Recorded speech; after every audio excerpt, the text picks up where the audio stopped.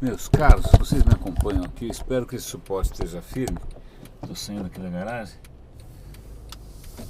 René de Paula Júnior falando. Se é a primeira vez que você por acaso caiu aqui de paraquedas, eu tenho um hábito não muito salutar, não recomendo a ninguém, de aproveitar o trânsito daqui de São Paulo para compartilhar eventualmente alguma ideia que esteja me inquietando e que eu não tive tempo de pôr no papel e tal. E pôr no papel, aliás, é muito engraçado, né? Porque acho que pela primeira vez na vida eu escrevi um artigo longo num tablet. Foi uma experiência estranhíssima, muito estranho. Não sei de que maneira isso afetou a qualidade. Escrevi lá quase 5.000 toques, tique, tique, tique, com o dedão. Muito engraçado. Eu tenho um tablet Android. Sei lá, espero que tenha ficado bom. Vai sair naquela revista Wired. Eu escrevo para eles desde o tempo que chamava Revista de Web Design, faz mais de 10 anos. Mas o que é mais engraçado dessa história é que eu uso esses momentos para compartilhar ideias que de repente estão na cabeça e eu não quero que se vão, né? E aí eu estava viajando agora no feriado, e aí uma ideia estava me inquietando pra caramba. Até falei, pô, mas é pleno feriado, eu vou pegar aqui uma câmera e vou sair gravando aqui. Pô, tá com a minha mulher, não quero misturar as bolas, né? Então eu peguei e rapidamente entrei no meu celular e peguei um aplicativo antigo que se chama Remember the Milk, que é um aplicativo de agenda, né? E anotei lá a ideia, escrevi rapidamente, bum, mandei a ideia para mim mesmo. E aquela ideia estava fervilhando na minha cabeça. E aí, hoje de manhã, eu falei, bom, deixa eu dar uma olhada nessa bendita ideia. É lógico que eu li aquela frasezinha e já não tinha mais ressonância nenhuma. É como quando você, sei lá, você sonha alguma coisa maravilhosa, no dia seguinte você não lembra direito, não faz o menor sentido e tal.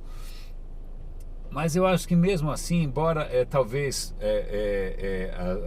o fluxo de pensamento que nasça hoje seja diferente do que teria, sei lá, sido ontem ou anteontem, em outras circunstâncias, eu acho que a colocação é interessante. Eu estava ouvindo um podcast que eu acho de uma riqueza extraordinária, que é de uma rádio pública de Nova York, chamado WNYC, a Rádio Pública de Nova York, e eles têm um programa chamado Radiolab. Procura lá, radiolab. Acho que é .org. Bom. E aí, um dos episódios era sobre cores. E a história, normalmente eles fazem um programa de 1 hora com trechinhos diversos, entrevistam vários especialistas e tal. E uma coisa interessantíssima que esse foi do que mais me marcou nessa história das cores é que como é que eu coloco isso? É uma coisa ligada à percepção humana. A gente, sei lá, tudo leva você a acreditar que seus olhos são câmeras de vídeo que estão captando absolutamente tudo, né? Estão registrando com uma fidelidade extraordinária. Mas na verdade, enxergar não é a mesma coisa que ver. E ver é um processo mental, né? Então, por exemplo, eu estava em Minas. Eu não entendo nada de natureza. Natureza para mim natural, para mim é cidade. Natureza para mim é uma coisa completamente não natural para mim. Então eu não entendo nada de árvore. Então quando eu olho para, sei lá, uma mata, o que eu vejo são árvores. Se você perguntar para mim, o que você viu? Várias árvores, né?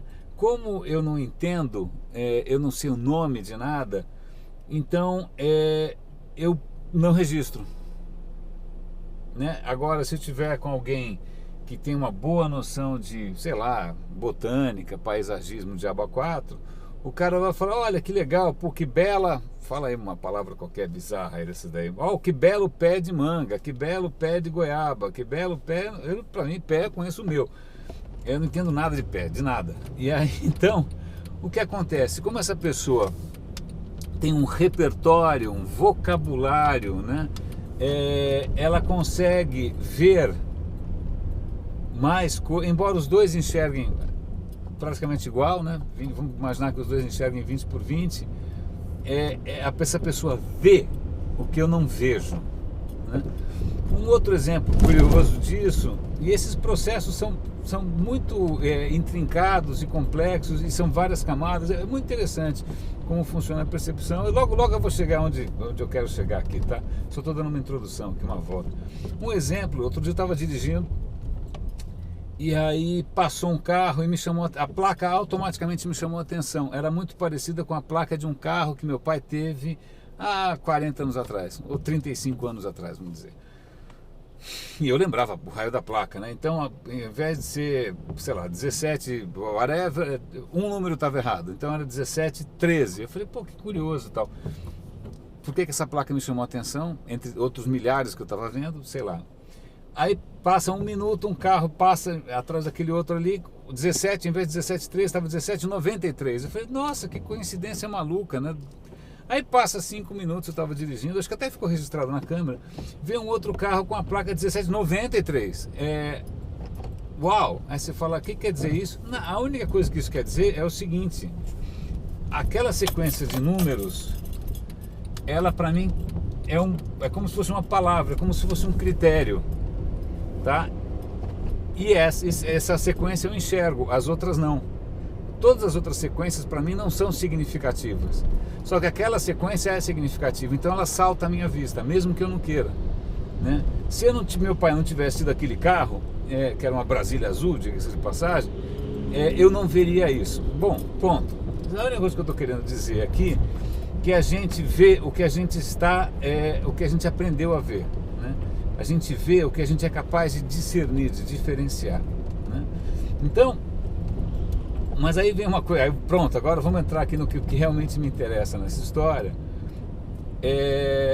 que se tem alguma coisa que as pessoas hoje estão aprendendo a ver e a enxergar, são marcas.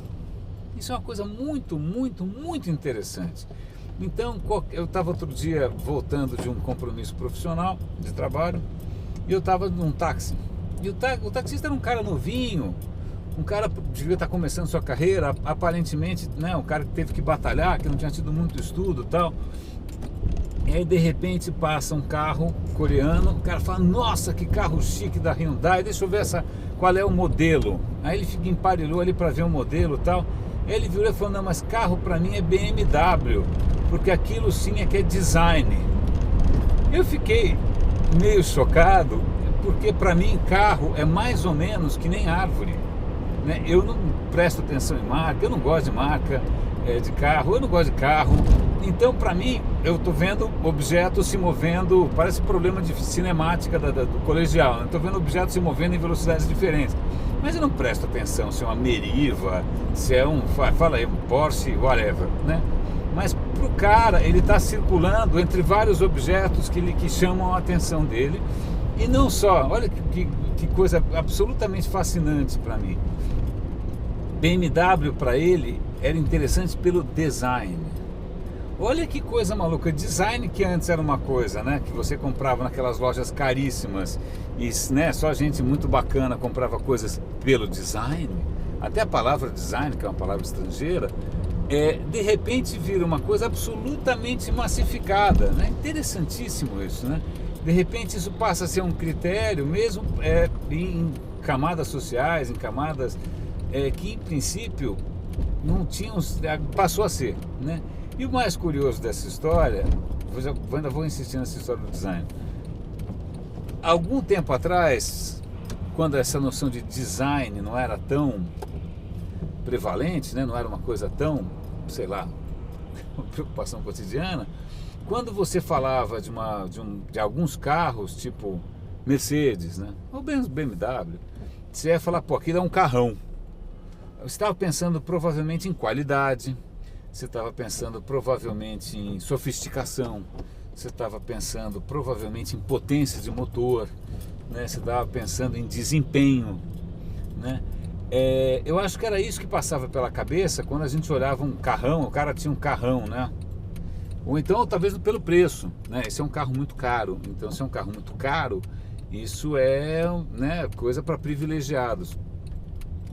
Eu não sei exatamente o que acontece, que de repente o critério passa a ser design, e design sempre com é a impressão que eu tenho pelo menos, sempre com um apelo visual, né? A coisa é bem desenhada, a coisa é bonita, né? Curioso isso, porque na minha cabeça, a minha formação a minha formação, que eu reconheço como formação mesmo, é de comunicação, fiz rádio e TV. Então eu me considero um profissional, eu considero um cara de comunicação. Embora na minha tenra juventude eu tenha feito um tempo de engenharia, mas eu peguei e larguei, desencanei, nossa, não gostei, saí fora e fui fazer rádio e TV, tá bom. Mas algumas coisas de engenharia marcaram. E uma delas é um conceito que eu acho que saiu um pouco de moda, que é o conceito de qualidade. Então eu vou bater aqui o que para mim é qualidade. Qualidade, quando você pensa em qualidade, isso aqui é excelente, então tem mais qualidade, né? Esse chocolate é belga, então ele tem mais qualidade. Na verdade, quando você trabalha em algumas áreas, né? Engenharia, por exemplo, qualidade não tem a ver com excelência. Qualidade tem a ver o seguinte, sei lá, olha, eu quero comprar de você todo dia de manhã 3 pãezinhos. E vamos colocar aqui no contrato que a qualidade tem que ser, o pãozinho tem que ter peso de tal tamanho, tem que estar assado direito, você coloca uma série de parâmetros de qualidade. E se o cara respeita aqueles parâmetros, então você pode dizer que o cara está mantendo a qualidade. Então qualidade passa a ser, não se é melhor ou pior, mas simplesmente se o cara está respeitando os parâmetros esperados. Então se eu falar, olha, todo dia eu quero comprar de você pão murcho, e o cara todo dia me entrega pão murcho, pô, qualidade 100%. Se um certo dia ele me entrega uma baguete francesa maravilhosa e crocante, por melhor que ela seja, fala, desculpa, isso aqui sai fora do meu padrão de qualidade, tá? Então só para dissociar um pouco qualidade com excelência. Qualidade dentro desse universo tem a ver com o seguinte, um certo padrão e você respeitar esse padrão de maneira consistente, tá? Por que eu estou dizendo que isso está esquecido? Porque eu já vi muita gente comprar carro pelo design, sem saber, aí depois de descobrir que 6 meses depois, que o carro estava chacoalhando que nem uma lata velha, que a manutenção era um horror, que o carro dava um monte de problema, blá, blá, blá, blá, blá, blá, blá. Porque simplesmente se fechou, ou se esqueceu, né, de levar em consideração de que maneira aquela empresa, aquela marca, ela mantinha quais eram os seus padrões e se ela mantinha esses padrões, né?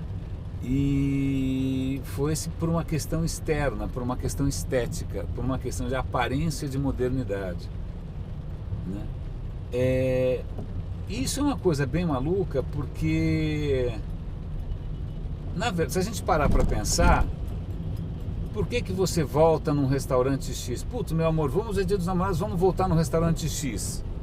Você volta porque você imagina que ele vai ser tão bom quanto foi da última vez, né? Ou seja, que ele vai corresponder àquilo que você espera, né? Que ele não vai fazer surpresa nem para cima nem para baixo, né? De repente eu quero, sei lá, chego lá, a comida tá melhor ou pior.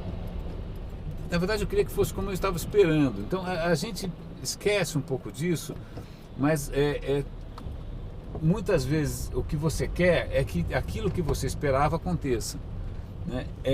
Quando você foca exclusivamente na questão do design, você julga as coisas pelo design, e na verdade o design talvez seja a parte mais fácil de você avaliar, porque muitas vezes é só visual, né? E muitas vezes você não está julgando design, você está inconscientemente julgando uma moda, né? Isso parece com as coisas que estão em moda hoje, né? Tipo, talvez o cara na década de 50 achasse que um carro com bom design fosse aquele rabo de peixe lá, ou alguma coisa parecendo um foguete do Buck Rogers, né? Da aeroespacial, porque na época aquela era moda em termos visuais. Não necessariamente aquilo era bom design, mas era assim, era moda. Então o cara fala, isso sim é bom design, porque tem a ver com uma moda. Então talvez hoje exista, talvez, quando eu vejo, sei lá, saiu lá o Galaxy S3, aí o cara vai olhar e fala, puxa, mas na verdade aí ele não vai pensar se aquilo é bom ou não, ele vai pensar se é melhor, é diferente do iPhone ou não, né? Se aquilo parece mais moderno ou não parece mais moderno. Então, o julgamento fica muito nessa questão estética, tá? Qual é o problema disso? Na verdade, isso é uma coisa curiosa, porque se a gente parar para pensar, por que você compra, ou por que muita gente compra a Apple? É por causa do design? Talvez é a primeira coisa que você diga, mas na verdade não é por isso. Você compra por uma qualidade constante, né? Você sabe que vai ser um hardware bom, você sabe que o desempenho vai ser bom, você sabe que o acabamento vai ser bom, você sabe que, quer dizer, não tem surpresa ruim, né? Não tem surpresa, nem surpresa assim, nossa, é muito melhor do que eu esperava, né? Mas aí o outro cara que comprou tem uma experiência diferente, que nem carro usado. Não, você compra porque existe uma qualidade, né? Um padrão de qualidade, uma constância, né? Você sabe disso, aquela marca, ela é consistente, ela entrega sempre, não tem surpresa, você não vai ficar na mão, né? Então, quando a gente fica valorizando tanto essa questão do design, na verdade não é bem isso que a gente na verdade preza, né? Vou dar um outro exemplo aqui que me impressionou.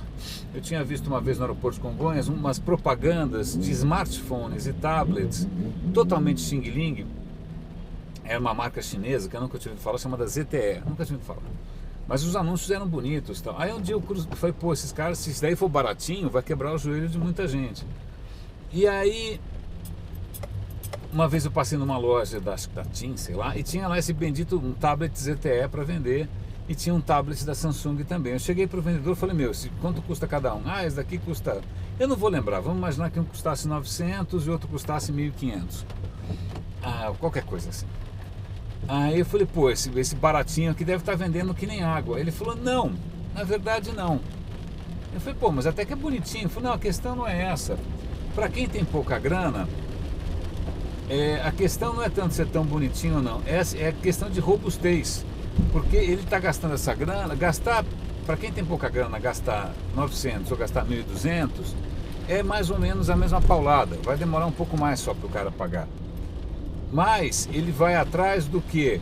Se aquele produto vai quebrar menos, se ele vai durar mais, se vai dar menos dor de cabeça, aí entram questões do que? Qualidade. Então não é só uma lógica de preço e aparência. Então de repente o cara conseguiu copiar o design, que é fácil copiar o design, é fácil, né? Você vê um monte de carro e de produtos por aí que copiam descaradamente outros produtos. A questão é, vale a pena eu gastar com esse cara, sim ou não? Um outro aspecto curioso, eu lembro que há muito tempo atrás uma professora me chamou para ser assistente dela numa faculdade e tal, e aí tinha aqueles trabalhos de conclusão de curso, né, das turmas e tal.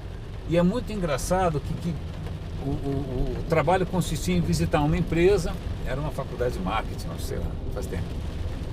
E aí visitar uma empresa, analisar como aquela empresa estava trabalhando e eventualmente sugerir melhorias. Cara, não estou brincando, acho que 100% dos casos, para os alunos, a coisa mais dramática era o logo. Aí é lógico que vinha sempre algum especialista em CorelDRAW, alguma coisa surtada dessas, para propor um outro logo. Ok, né? Óbvio, o logo é a coisa mais fácil de você ver, é a coisa que mais salta à vista. Mas o problema de uma marca é o logo, né? Se fosse assim, o Google estava mal na foto, que é um logo pavoroso. O Yahoo, no começo, também tinha um logo, depois melhorou um pouquinho, ficou aquele Y roxo, mas logo, você não sabe ver outra coisa, né? E curiosamente, na área digital, é muito comum o cara partir para a área de web design, né? E ficar muito mais focado, muito mais chato, muito mais crica com a questão do design ou da questão visual do que da questão de qualidade, desempenho, experiência do usuário e tal. Então aí, bom, depois de toda essa zona, dessa volta toda, né? Todos nós somos especialistas em design, né? A gente consegue, qualquer criança consegue ser, o que é uma Porsche Cayenne, né? O cara é especialista em marcas e design, aparência e logos e marcas. Aliás, isso é uma coisa curiosíssima, né? A mesma camiseta, se for da Abercrombie, é a mesma, deve ser o mesmo pano, você se dispõe a pagar muito mais por ela. né? Quando eu era moleque, assim, na boa, você tinha uma diferença brutal de qualidade entre as coisas. Então, quando você comprava uma coisa de qualidade, uma coisa mais robusta, uma coisa mais confiável, etc., então, era mais caro. As coisas um pouco mais descartáveis, puta, era preço de banana.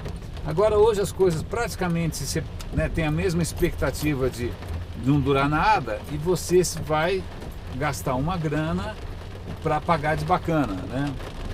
Para desfilar com uma marca que é simplesmente um símbolo. É só um símbolo, já não está mais atrelado, tá chovendo, espero que isso não afete o som, já não está mais atrelado a nenhuma questão maior. Mas deixa para lá, isso é comportamento, não me vem muito ao caso. Mas vamos voltar um pouco para a questão do design aqui. Hoje em dia tem uma demanda crescente nas boas empresas, claro, né?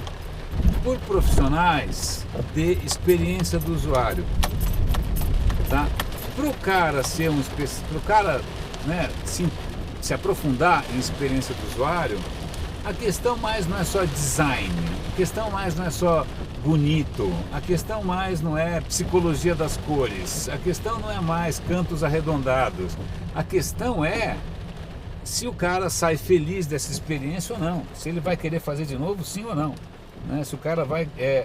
Aliás, eu trabalhei uma época, 3 vezes na verdade, numa agência chamada Wanderman, que é de marketing de relacionamento, e aí eu lembro que o cara que contratou a gente era um gringo, e ele falava o seguinte: olha, você só pode dizer que você vendeu alguma coisa se você vendeu uma segunda vez, se o cara compra de novo.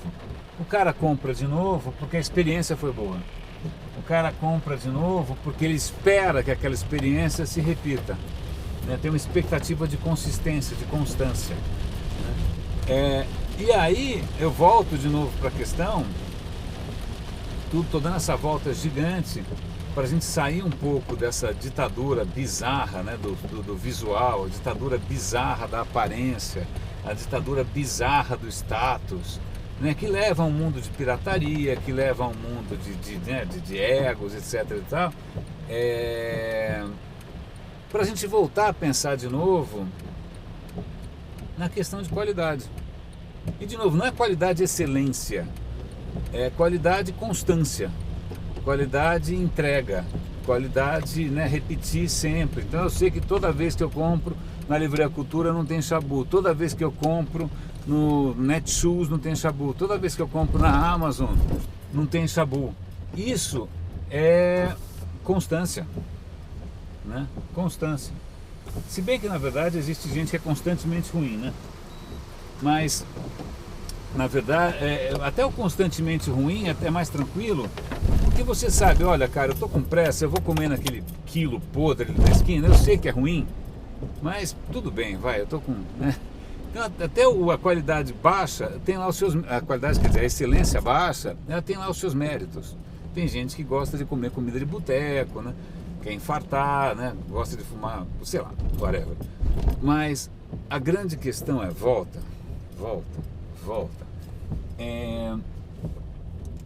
Quando a gente começa a pensar nessa questão de qualidade do serviço, de consistência, experiência do usuário, fidelidade, relevância, acho que a gente muda de patamar, né? A gente muda de patamar, porque aí isso abre até para você aprender novas disciplinas, tipo o que faz as pessoas mais felizes, né? Como é que essas pessoas vivem, quem são essas pessoas, né?